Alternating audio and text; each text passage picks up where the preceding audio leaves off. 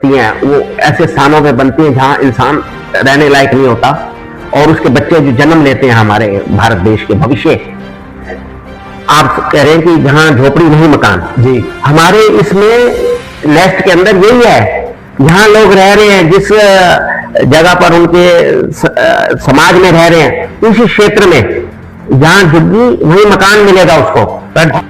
फरीदाबाद के जाने माने चेहरे हैं ओपी वर्मा जी, समाज सेवी रहे हैं, चुनाव भी लड़े, आम जनता के लिए भी काम किया, नगर निगम में भी अपनी सेवाएं दे चुके हैं। आज फिर हमारे साथ जुड़े हैं वर्मा जी। वर्मा जी नमस्कार। नमस्कार जी, नमस्कार। वर्मा जी, काफी समय बाद जो मीडिया से आप एक तरह से कहें तो गायब हो गए, फिर वापसी की है आज, ऐसा क्या हो गया, क्या नया लेके आए हैं आज आप जनता के लिए? मैं कभी मीडिया से और जमीन से कभी दूर नहीं हुआ। मैं हमेशा सोचता हूँ कि मैं समस्याएं जो आज हमारे समाज में, शहर में लोगों के लिए होती हैं, उनका समाधान कैसे निकले। समाधान सर, जब आप चुनाव लड़ रहे थे तब आपने भी कहा था 4 दशक आप नगर निगम में अपनी सेवा भी दे चुके हैं, अलग अलग विभाग में भी दे चुके हैं, जनता के लिए भी कई काम आपने नगर निगम में रहते हुए भी किए हैं। अगर बात की जाए, अगर अभी आपके घर के पास ही है एक नेहरू कॉलोनी है, ऐसी कई कॉलोनी है जिनको सरकार ने नोटिस जारी किया, तोड़ा भी है, मगर तोड़ने के बाद जो कहते हैं पुनर्वास, बिल्कुल ठीक, वो चीज नहीं होती है।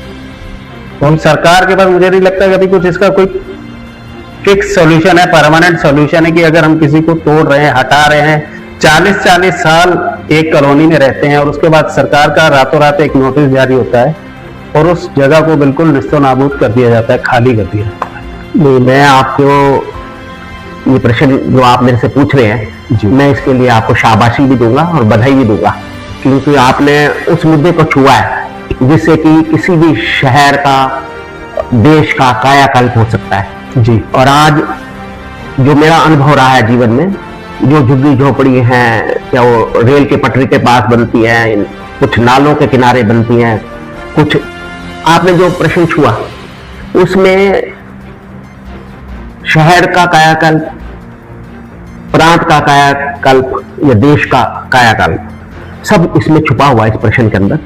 और जितनी झुग्गी झोपड़ी बनती हैं वो ऐसे स्थानों पे बनती हैं जहां इंसान रहने लायक नहीं होता, और उसके बच्चे जो जन्म लेते हैं हमारे भारत देश के भविष्य, उनका जीवन कैसे वहां गुजरता है, उनकी स्वास्थ्य भी अच्छा नहीं बन पाता, शिक्षा में पिछड़ जाते हैं, और जो भी माइग्रेट होकर एक शहर से, प्रांत से दूसरे शहर प्रांत में आता है, तो जो आदमी अपना गुजर बसर करने के लिए आता है, रोजी रोटी ढूंढने, वो आते ही घर नहीं खरीद सकता, ना वो किराया दे सकता है, तो मजबूरी में उसको किसी भी झोपड़पट्टी का सहारा लेना, स्लम एरिया भी चलेगा, स्लम एरिया बन जाता है।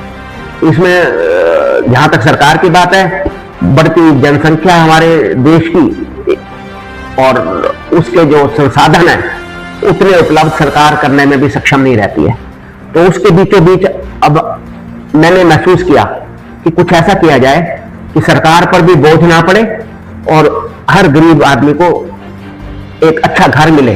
जब वो देखते हैं ऊंची इमारतों को और जो बड़े बड़े बिल्डर डेवलपर्स को देखते हैं, तो वैसे ही उनकी जीवन शैली बने, सिविलाइज बने, शिक्षित बने, और बच्चे आने वाले भविष्य हमारा मतलब एक अच्छी जगह और एक स्वस्थ जीवन जी सके।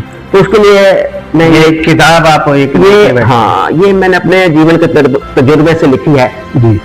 इसका नाम है नेस्ट, घोंसला। घोंसला जैसे माँ एक पक्षी अपने बच्चों को घोंसला बना के देता है, तो सरकार भी हमारे देशवासियों के लिए माँ का काम करे और उनको एक नेस्ट को अगर मैं समझाने का प्रयास करूं, new economical scheme of town planning, अभी हमारे शायद किसी भी टाउन प्लानिंग में नहीं लिखा होगा, new scheme of town planning. इसके माध्यम से जो आप देख रहे हैं जी, इसके माध्यम से हर गरीब को 5 व्यक्ति तक, अगर वो 2 लोग हैं, 3 लोग हैं, मतलब एक फैमिली जिसको आप कह सकते हैं, उसको 2 BHK का, यानी कि 2 बेडरूम 1 ड्राइंग रूम, जैसे औरों को खरीद कर लोग ले रहे हैं जी, वो जिस भी शहर में जाएगा, जिस भी प्रांत में जाएगा, देश के किसी कोने में जाएगा, उसको यह मकान उपलब्ध करवाया जा सकता है वहां पर, हाँ, जहां वो अपने रोजगार के लिए जाएगा। अगर खरीदने की जरूरत नहीं, किराया देने की भी जरूरत नहीं, कोई मेंटेनेंस की भी जरूरत नहीं है, बिल्कुल फ्री, बिल्कुल उसको रहने का आवास दिया जाएगा। जब उसकी ट्रांसफर हो जाएगी, वो इलाके का मकान उसका प्लज कर लिया जाएगा और सपोज वो बेंगलोर जाता है तो उसको बेंगलोर में 2 BHK का घर मिल जाएगा। और जब 5 व्यक्ति से ज्यादा हो जाएंगे, बच्चे की शादी हो जाएगी, तो उसको एक घर और मिल जाएगा। मतलब आप ये कहना चाह रहे हैं कि उसे अपना मकान बनाने की जरूरत नहीं है, सरकार इस तरीके से बनाएगी कि आज आप अगर फरीदाबाद में हैं तो आप फरीदाबाद में अपने मकान में रहेंगे, अगर आप बिहार चले गए तो आप बिहार में वहां जाके शिफ्ट हो जाएंगे अपने मकान में। सब जगह मकान उपलब्ध रहेंगे और सरकार को इसमें कंस्ट्रक्शन करने के लिए, इंफ्रास्ट्रक्चर बनाने के लिए कोई नया पैसा भी खर्च नहीं करना पड़ेगा। तो सर बनेगा कैसे? फ्री में तो बनेगा नहीं। यही बात आज मैं आपके कैमरे के सामने थोड़ा सा एक्सप्लेन करने वाला हूं।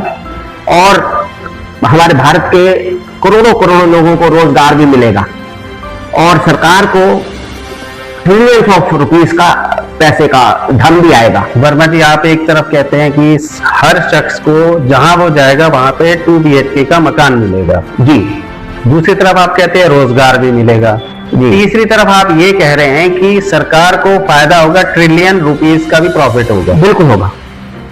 और सब मगर बिना इन्वेस्टमेंट के होगा कैसे ये? यस, ये अगर ये होता तो आज सरकार बनाना चुकी होती। ये सब इस नेस्ट में आया है। हो सकता है भगवान ने मुझे ये रोशनी दी हो और मैं आज इस गरीब, मतलब आप चाहते हैं कि सेवा कर सकूं। भारत देश में हर शख्स के पास एक अपना घोंसला हो, यानी कि एक अपना घर हो, चाहे वो 2 BHK हो या जो भी उस वक्त डिसाइड होता है, 3 BHK 1 BHK। नहीं, 2 BHK का मिनिमम घर दिया जाएगा। अच्छा, हर बंदा सुखी से जिंदगी। बनेगा कैसे? हाँ, बनेगा कैसे?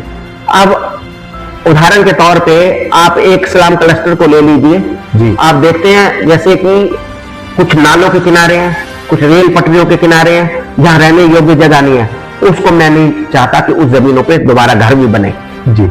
यहाँ हमारी नगर निगम है, लोकल अथॉरिटीज हैं, लोकल गवर्नमेंट बॉडीज हैं, पूरे भारत के अंदर एक ही व्यवस्था है।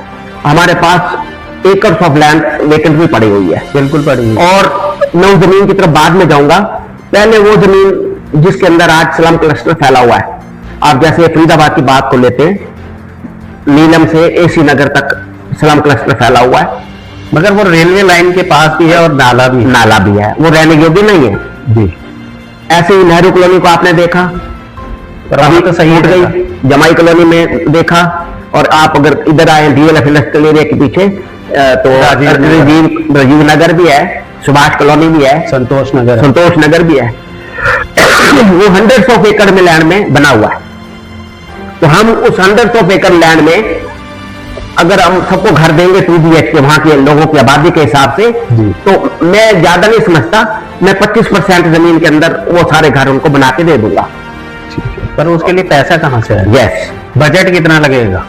यस, जो मेरे पास 75% जमीन आज बनी तो झुग्गियां हुई है, ना उनको हटाने जाएगा शासन प्रशासन, तो घर तो कोई छोड़ेगा नहीं, और सरकार अपनी जेब से लगा नहीं सकती है। जो मेरे पास 75% जमीन बाकी बचेगी, अगर वो कमर्शियल है तो कमर्शियल प्रोजेक्ट उसमें बनेगा, इंडस्ट्रियल है तो उसमें इंडस्ट्रियल प्रोजेक्ट बनेगा। मतलब आप ये कह रहे हैं कि 100% जगह में से 25% पे तो फ्लैट बनेंगे, घर बन जाएंगे, सबको घर दिया जाए, और जो 75% बनेंगे उसको इंडस्ट्रियल प्लॉट या उस जो भी इंडस्ट्रीज जो मास्टर जोन बनता है, मास्टर जोन के हिसाब से, मास्टर प्लान के हमारे उसको सेल करेंगे, उस हिसाब से हम वहां प्रोजेक्ट खड़ा करेंगे प्राइवेट बिल्डर की मदद से। तो आप उसके जो पैसा आएगा उससे आप वो फ्लैट बनाएंगे, प्राइवेट बिल्डर से जॉइंट वेंचर करके बनवाए जाएंगे। बिल्डर लोगों को रोजगार भी देगा।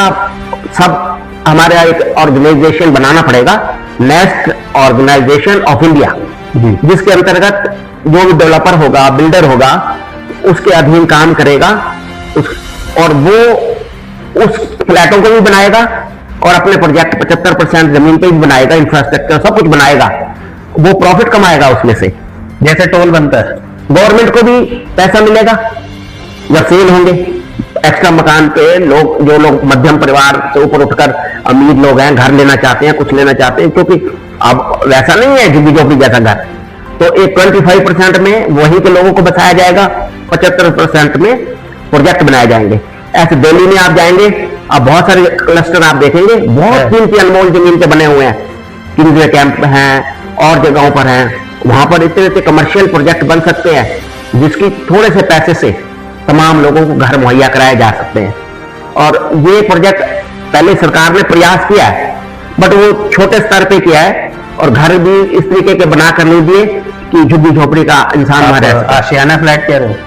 आशियाना फ्लैट है, छोटे झुग्गी झोपड़ी कॉलोनी बनाया गया, मुंबई में भी बनाया गया, वो सब।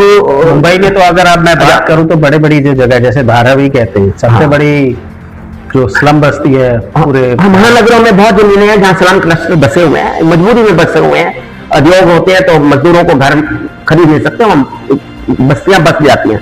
उन तमाम बस्तियों को फिर से रिहेबिलिटेट किया जाए और उनको घर बना के अच्छे दिए जाए, और उन्हीं की जमीन से बाकी के डेवलपर से जॉइंट वेंचर में प्रोजेक्ट बनवाए जाएं। वर्मा जी, आप ये चीज बता रहे हैं तो क्या इस चीज के बारे में सरकार ने नहीं सोचा होगा, या मौजूदा सरकार या उससे पहले जो कांग्रेस की सरकार रही है?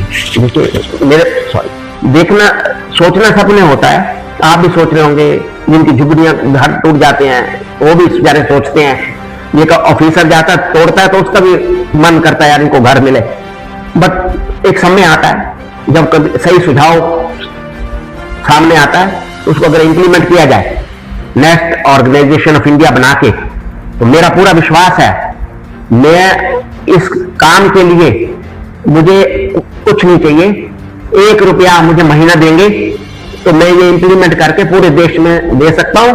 पर आपको जमीन तो चाहिए होगी ना सर? जमीन जो आज स्लम क्लस्टर है उसे खाली करवा के तो चाहिए। खाली नहीं करवाएंगे जी। उनके साथ किस तरीके से तालमेल बनना है। जैसे आपने अभी देखा 100 एकड़ लैंड है तो उसके पास 20 एकड़ खाली भी पड़ी है, पहले हम उस खाली जमीन के ऊपर फ्लैट बनाएंगे और छोटे टुकड़े को उसमें माइग्रेट करेंगे, उनको घर मिल जाएगा। आप कह रहे पहले पुनर्वास करेंगे, यस, उसके बाद उन्हें वहां से हटा करके हाँ। वहां पे कोई भी जो प्रोजेक्ट आता है हाँ उसको बनाएंगे बाद में, और साथ साथ बनता जाएगा, लोग उनका पुनर्वास होता रहेगा और दुकानें भी बनेंगी कहीं जगहों पे, कहीं इंडस्ट्री भी लगेंगी, कहीं पे रोजगार भी लोगों को मिलेगा, और मेरा मानना है करोड़ों करोड़ों लोगों को रोजगार मिलेगा। और ऐसा भी है सरकार को, उसमें जब प्राइवेट बिल्डरों से हमारा जॉइंट वेंचर गवर्नमेंट का होगा, नेशनल ऑर्गेनाइजेशन ऑफ इंडिया जो मैं नाम दे रहा हूं, तो उसके अंदर इतने फंड्स आ जाएंगे, घरों को मेंटेन करना, बिना किराए के लोगों को घर देना पूरे भारत के कोने कोने में ये संभव हो पाएगा। मेरा ऐसा विश्वास है, मेरा दृढ़ निश्चय है इसमें कि ये सब हम कर सकते हैं, और मैं इसमें पूरा अपने आप को समर्पण करके सेवा करना चाहता हूं। और स्लम क्लस्टर जैसे ही अच्छे घर बनेंगे, हमारी आने वाली पीढ़ियां भविष्य सिविलाइज बनेंगी, अच्छा स्वास्थ्य होगा, और नॉन सोशल एलिमेंट जो आप ढूंढ भी नहीं पाते, इतने झुग्गी झोपड़ी अनआइडेंटिफाई एरिया में रहते हैं, तमाम लोग जो है भारत की एक ताकत बनेंगे।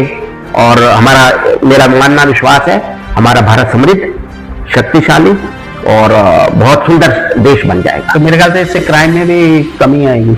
यस, देखिए जब मानसिकता लोगों को रोजगार, छात्र रहने के लिए मिल गया और बच्चे अच्छी शिक्षा भी प्राप्त करेंगे, ये नहीं कि उनको घर बना दिया, उसकी 2 किलोमीटर के अंदर अंदर में स्कूल भी बना के दिए जाएंगे। अच्छा, मतलब एक अच्छा एजुकेशन सिस्टम भी आप साथ में? हाँ, हॉस्पिटल भी देंगे, इंफ्रास्ट्रक्चर भी देंगे, और पैसा गवर्नमेंट से नहीं लेंगे हम 1 रुपया। इसको गवर्नमेंट चाहे नेस्ट ऑर्गेनाइजेशन ऑफ इंडिया 0 पैसे से अकाउंट खोल ले अपने नाम से और ट्रिलियंस ऑफ रुपीस अपने खाते में जमा करते रहे, और किसी गरीब को घर के पैसे भी देने, उनका घर मेंटेन भी रहेगा और उनको घर की छत भी मिलती रहेगी। ये मेरा पूरा दृढ़ विश्वास है। चलिए, बहुत बहुत धन्यवाद। नमस्कार। देखिए, जैसे वर्मा जी ने बताया है, काफी एक्सपीरियंस रहा है नगर निगम में भी और समाज सेवा भी की है। पूरे भारत में इन्होंने छोटे छोटे बड़े बड़े प्रोजेक्ट्स भी किए हैं, बंजर जमीन को हरा भी किया है।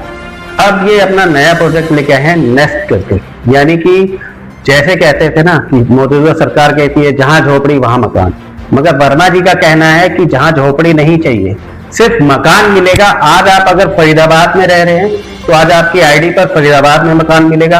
अगर आप कल को बिहार शिफ्ट होते हैं तो यहाँ से आपकी आईडी से वो मकान हटा दिया जाएगा और आपको बिहार में नया मकान वहां पर अलॉट हो जाएगा। कोई खरीदना नहीं है, कोई किराया नहीं देना है, कोई मेंटेनेंस नहीं देनी है, बशर्ते अगर आपकी मंशा हो कि कुछ नया करने की।